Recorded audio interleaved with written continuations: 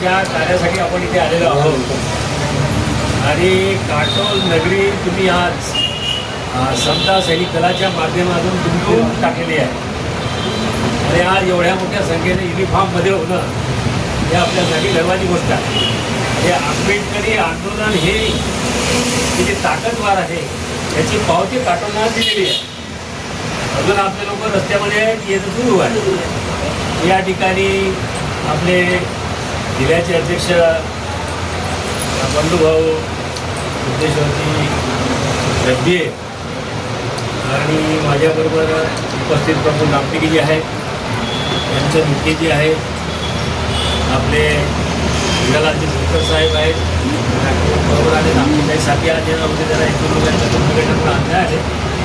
त्यांनी त्यांना सांगितलं की आम्ही तिथून टाकू आणि या ठिकाणी जसं आता डॉक्टर सुनील नागवरे जे आहे, पाटील साहेब आहे, गायकवाडजी जी दत्तीजी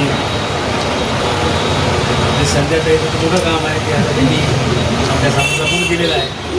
आणि लक्ष्मीताई शेंडे ज्या आपल्या प्रमुख आहेत आणि या ठिकाणी वाडीवरून आपल्या राजताई आलेल्या आहेत.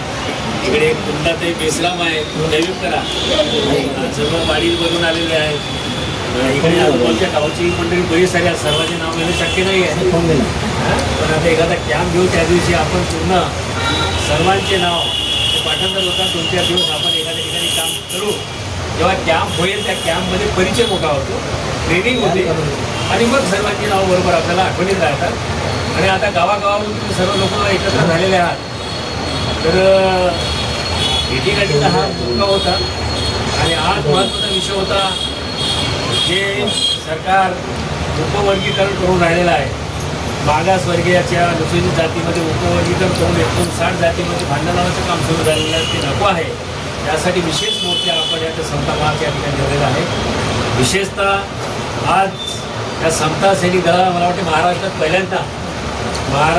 पहिल्यांदा गुलाबरावजी तागडे साहेबांनी या ठिकाणी समता सैनिक दलाला जागा देण्याचं जर आपल्याला मान्य केलं ही मोठी गोष्ट आहे. लोक